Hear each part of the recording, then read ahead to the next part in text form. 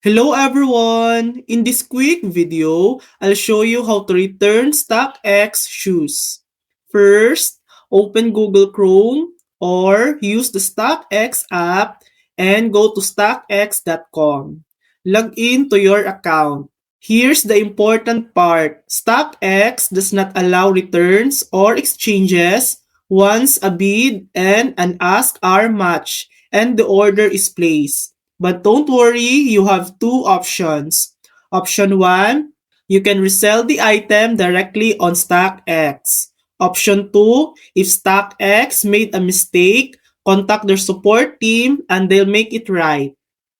So, while you can't return items like a regular store, you can still release or get help if something wrong.